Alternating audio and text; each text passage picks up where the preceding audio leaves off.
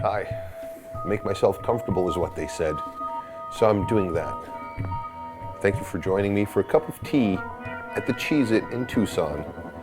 My name's Brian, and I guess the reason we're here, gathered today, at this moment, is for me to share with you a little bit of something about who I am. Some questions have come up recently as we've undertaken the work with Southern Arizona Total Awareness Network as to what that's all about.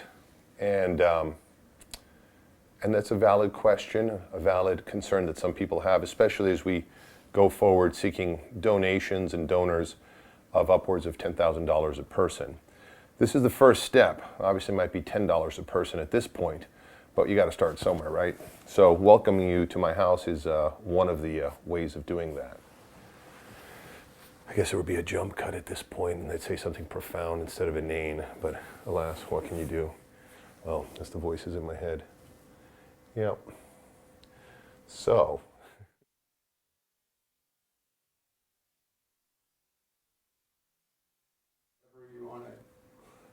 Right. You're rolling already? Oh, okay. You're rolling already. Oh my gosh. So, here's the thing. The difficulty is that you're where you are, you're who you are, and I don't have the advantage of knowing who you are in particular, right?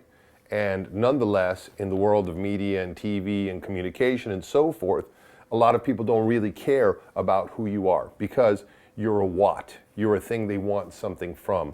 A consumer, a target number, a demographic, or whatever. Now, in this case, if you've seen my t-shirt, like, which stands for Southern Arizona Total Awareness Network, you'd think that someone like me would want something from you that I don't know. However, that's not really the case.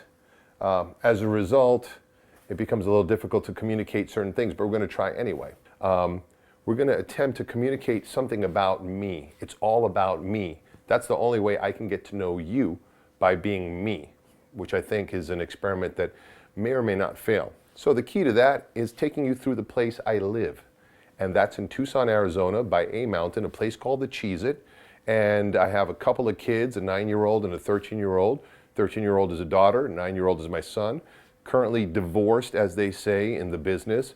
Although the ex-wife and I get along amicably. I'm approximately 50 years old at the time of this recording, and I'm experimenting with a concept to try to more or less undermine, transform, and participate in a revolution of ideas, concepts, sensibilities that seem entrenched in the American landscape and yet nonetheless seem to be going through a mutation, preparing it, America, for a new role on the world stage, which I think we'll find out more about ultimately. Come on, let's take a look. So, it's just like the tip of the iceberg, really. I would call this my library. It's a number of bookshelves I've had.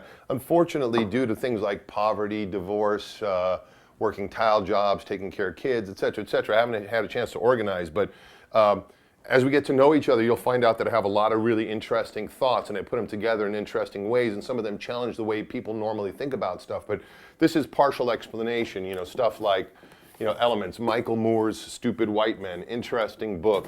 The Hidden Words from Baha'u'llah, from the Baha'i Faith. That's my background. Also, I have the New Testament and Psalms here. It's a little dusty right now, but that's a big informative thing. Obviously, Satan comes from someplace. There's things like the dyslexic advantage, the whole concept being an understanding that reading is a new phenomenon, and that actually when people think of dyslexia and as a negative thing, it may not necessarily be so. Reading could be vastly overrated. As a result of applied dyslexia, I've unlocked a lot of bizarre understandings about things like scripture and so forth. Anyway, Susan Faludi Backlash about the oppression of women by men. Fast Food Nation, oddly enough, that was published and was a big hit just before 9/11. I think McDonald's was the conspiracy behind 9/11. So I have books like that, Panda, probably a bill here, yeah, a seatbelt bill that I didn't pay a while ago, brushes for drums that I never get to use, and a cup of tea. So that's a little slice of stuff. But over here is my daughter's bedroom. I haven't asked her permission. She's 13. She's awesome. I won't tell you her name, but she stays with me a couple of days a week, and this is her her little creative cave. I mean, as far as I'm concerned, probably one of the hardest things about this age is being a teenager or an early teenager in our American society. And I think if we're smart as adults, we'll listen more and learn more from them than we try to teach them, because we've obviously failed pretty, well, maybe we haven't failed. No need to be negative about stuff. We haven't really failed, but anyway, the thing is, kids are getting a lot more input and stimulus from all sorts of places, and that's okay. Sometimes my daughter will put on her Christmas lights. I'll put them on for you.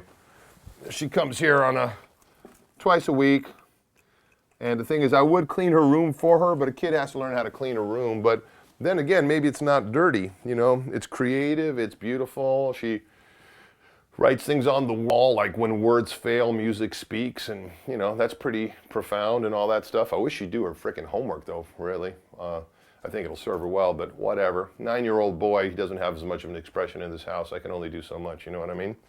So that's the kids' room. I got a kitchen if you want to check that shit out. Ow. Aww. Go ahead. Okay. So you may be wondering what happened. I'm stuck. I can't get out. That's the kind of luck I have, is that like just recently I was going in on First Avenue in Tucson, and all of a sudden crossing the street, there's this like huge lizard, and it's a major traffic street. So I stopped in traffic and then hung out with the lizard and then picked it up. And then it turned out it was a bearded dragon, and it's so freaking awesome. But the thing was, I didn't have a cage for it. And right down the road is a reptile rescue place where they're taking care of the bearded dragon that turns out to be pregnant and has eggs. And they gave me a 100-gallon freaking fish tank. You'll see in the house I have no room for this, but we'll work it out because that's the way we roll. Anyway, hey, come this way. I want you to meet someone who just walked in here. Okay, that's Mr. B, another B. This is Ben. There we go. Yeah, Ben's a good guy. Okay, bye, Ben. All right. And this is the live. You are talking now. Okay. Yeah. So you already met Ben. You met the fish tank. You saw my daughter's room. You looked at my books a little bit in the library. Now I'm going to invite you. By the way, this is the first house I've ever owned. Okay, because I don't do that. I don't believe in all that stuff. But as it turned out, it was really cheap because of real estate problems or whatever. And I just going to share with you this. Are you able to see this, or is it? You may have to take a close-up later or something. I'll tell you what it says. It says, before I say, before whatever. So with my son, we go to Panda Express, which is a registered trademark of the Panda Express Corporation. We go there, we have some food. He loves Panda Express. I'm sorry if it's a bad meal choice. We get our fortune cookies. They give us 3. There's only 2 of us. One of them is cracked, okay? And the cracked one says, you have an ability to sense and know higher truth, right? Okay, so we're like, screw it, that one's cracked. So he gets one that's not cracked, I get one that's not cracked, I open mine that's not cracked, and it says, you have an ability to sense and know higher truth, just like the first one. I've never even seen that one before, so I assume it's true. So come on, I'll show you some higher truth. This is the little living room, setting room. You can take a look around. There's some paintings and stuff like that. I'm not a big fan of reproduced artwork. Sometimes we sit and talk here about different things. Oh, and there's the banana over there. That's the yellow banana. That's right over there. And that's usually traveling companion in the Volvo. This is a really cool picture here, just in case, I don't know if you've ever seen this one, but this is a doodle an old girlfriend of mine, Julie Myers, did back in the day. And we had gone out, but she was like 15 years younger than me, and I'm like, I know nothing's going to happen, but boy, wasn't it nice for her to like me for a minute. But she was really talented and a real low self-esteem, and she was going to throw this out. I'm like, can I have it? So she let me have it. Hope she's doing okay. If Julie ever sees this, hey, it was a really special time. Here, but I also do tiling. That's how I make my way. This house was a bit of a fixer-upper. Don't hurt yourself, guy. And so there were a few issues here. I had to fix the plumbing and blah, blah, blah. I can hear good acoustics. But over here, I had a little white shower, but then I did this tile job, which is still in process with different colored tiles and things like that. And, made it so that I could step in. It's not the highest end shower, but it's pretty cool. Could probably fit a couple of people in there. I'm just saying, as a way of looking at it. And recycling tiles, that's what it's about, isn't it? I think everyone in this world is entitled to a shower. Just don't use it too much and don't waste water.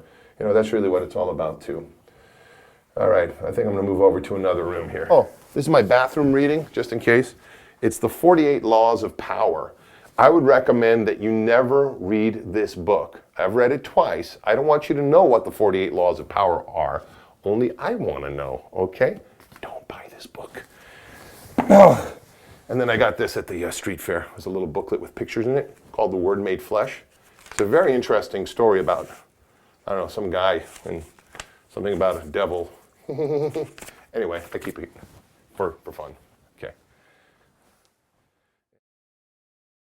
We're rolling. Oh, we're rolling now? Okay, right on. So, yeah, we were doing this thing. I mean, believe it or not, the irony is I basically am kind of reclusive. I really don't like talking much about myself or sharing much about myself. But under the circumstances, due to the fact of challenging myself, which I think is an important thing for people to do, we're doing this sharing, as it were. I think by this point in time, there may be some shots that have revealed my T-shirt. If you missed it, the T-shirt has the letters S.A.T.A.N on them, which I pronounce Brian, because my name is Brian, you see? It's kind of you get it? But that's how it's written.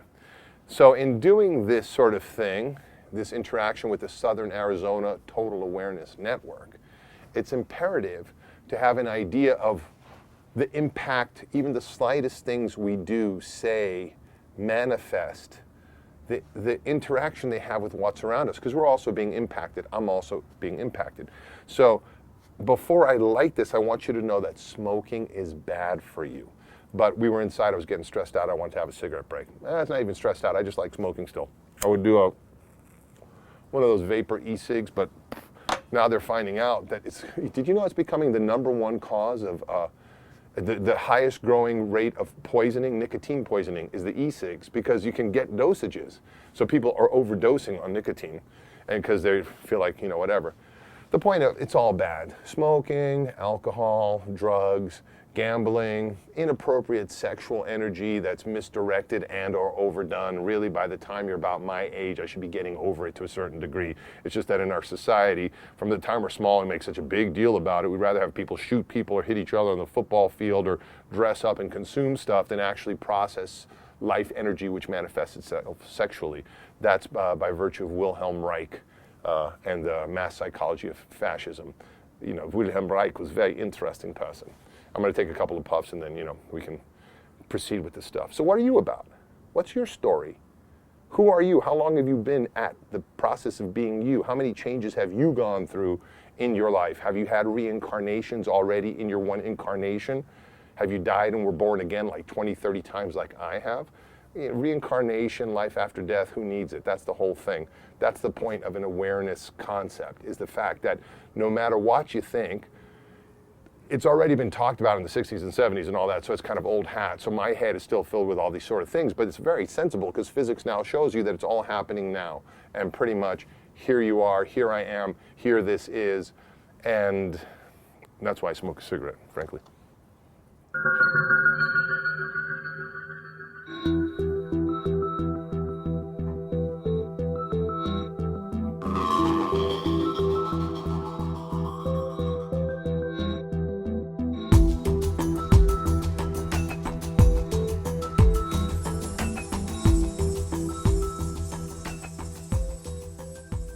And we're back live at the Cheez-It.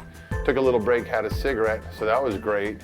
And so, yeah, this is an attempt to, there was a guy called Dean Friedman back in the 70s, had a band, one album called Well Said the Rocking Chair. You could probably find it on YouTube. And the lyric there goes, take a look at the place you call your home. You're reflected in all the things you own. And so this is like where I live, and so it's a bit of a disaster, which might be reflective of what's inside. This is my kitchen. When I bought this place, it had been vacant for like 6 years, talk about a score, but these cabinets were all here, and they're pretty freaking nice. Peanut butter in case of whatever. I don't keep much food. I don't I don't do much food except for whatever. Had some pizza. Oh, and oddly enough, in case you didn't know, if you were wondering about God, God lives in Tucson. This is his business card. It was given to me by God while I was reading tarot cards at the 4th Avenue Street Fair. This is what God looks like. And you can look him up. Look up Tucson, God, the meat rack, and you will know where God lives. Oddly enough, like so much stuff, no one really cares, but I got his card. So anyway, you can get in touch somehow, I'm sure. We'll figure that out. So this is the kitchen. This is where sometimes I'll cook food, have kids, whatever. This is a portrait my daughter did of herself. And her name is Nazareth, and the last name is Taraz. So she wrote an acronym for herself back like 5 years ago and her self-portrait, which I thought was really cool. So I keep it on the fridge, that's important. And I'll show you my bedroom. Don't hurt yourself. Come this way. This microwave that Philip gave me. I'm so lucky. People give me shit all the time. I mean, they give me shit and they give me shit. Either way, it works out great. This is an addition. It's not the original. I started shaking the camera. I gotta watch it. Yeah. Maintain, Bob. Okay, it happens. No, it's good. All right, are we doing it? Yeah, so anyway, this is the addition, which is my son in my bedroom. I don't really have a picture of my son, but I have these cool tapestries here that give it the feel of whatever. Keep a little Bible by the bed there. Seems to be a fly now because it's that time of year in Tucson. My son has this little dresser.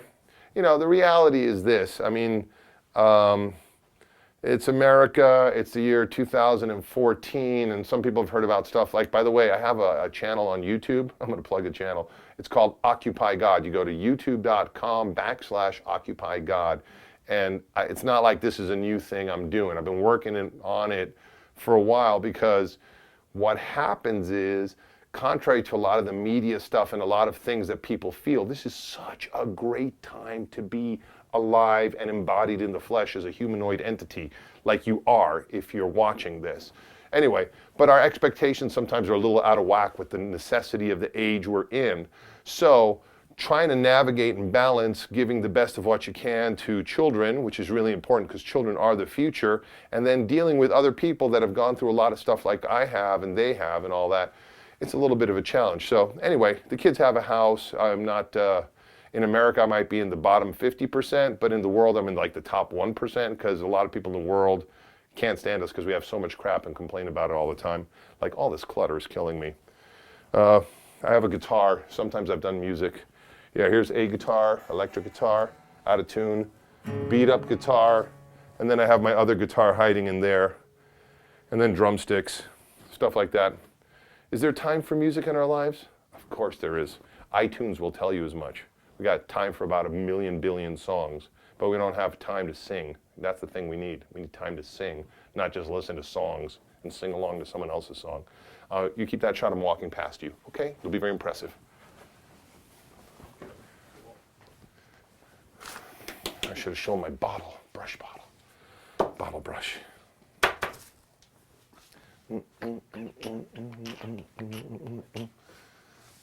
Okay. So, I will take you now to the last part of the house, which is another addition. This is pure potential. Right now, Ben, who you met earlier, is sort of visiting with me from Maine and hanging out. So back here is a lot of his stuff, but eventually this is going to be, I'm going to fix this little hole in the roof here because it doesn't look good, frankly. I have another little room back here, which will be a toilet and stuff like that.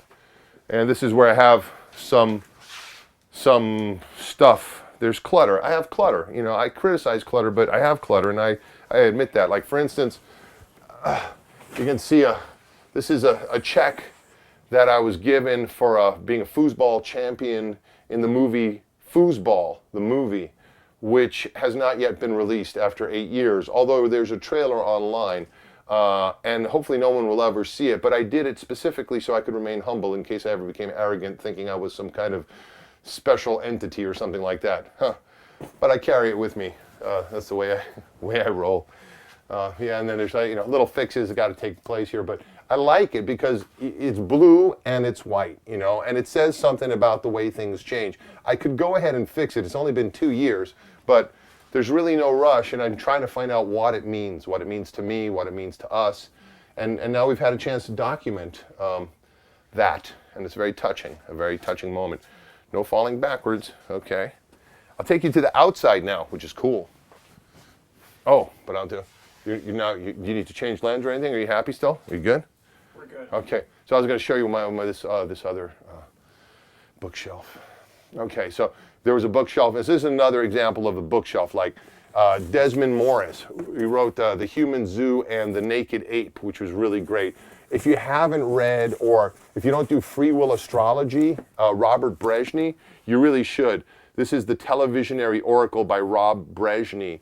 Guy's a genius. He also has a thing called pronoia, and he's very not into God as such. He's into the goddess and all that sort of stuff.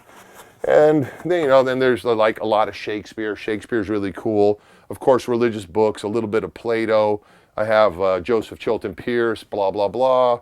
And then, things like this book. I mean, this is probably more influential than I thought. Can you see what that says? You like the beard, by the way? I think it works. How's my hair? Does my hair have the look it's supposed to have? It's all about marketing. Everyone's, what they talk about, okay, this is the way it started. Okay, I'll just be real fast about it. Okay, so back in the day, I'm walking in a supermarket, and there's a picture of Saddam Hussein on the Time magazine, and the quote under it says, "The face of evil." And then you get around long enough, you see things like preachers on TV, Jimmy Swaggart, Jim Baker, blah, blah, blah, blah, blah, in the American landscape, Oral Roberts, and they're always looking for Satan. Satan here, Satan there, Satan whatever. And it's like, instead of waiting for the Lord to return, everyone's waiting for the second coming of Satan. And until then, people are going to be so distracted. So my service to you, to everybody, is to go ahead. Here it is. Here I am. Let's move past it, okay? You're interested? I'm in Tucson. We can stop by, have a cup of coffee. Not really that bad. Satan doesn't believe any of the shit that you believe because Satan's too smart for that. Because Satan knows it's all pretty much of a ruse. It's about just having a good time, and Earth is really good, and we're meant to enjoy it. So let's go outside and enjoy what we can. Sorry about that ramble. Okay, here we go. Uh-oh, door's locked. Ooh, we might see Ben outside. Ben? No. Ben's not here. But this is the backyard. Are you able to get a visual of the backyard? A little bit at night. There's a little scamp here. Currently, Ben is in the scamp, as it were, and it's a nice little thing. And there's a coffee cart from Ben's time doing espresso coffee stuff. Benoit's Brujas, very touching. It's a great cup of coffee. He really knows his coffee, and he knows his tattoos also. And this is Tucson. I don't know if you can feel it, but it's nice and cool, crisp air. It's springtime in Tucson. It's not 1,000,000 degrees like it will be soon, and it's not freezing like in the winter, which gets pretty cold. So it's absolutely lovely. And in fact, maybe it's doing something to my hair right now. I don't know if you noticed the locks, the flowing locks. Anyway, that's the house situation, and I'd like to thank you for experimenting with spending some time with me, as it were, and I hope to get a chance to see you doing something like this, or maybe meeting or something like that, or hopefully that works out. Would be nice. All right, love you.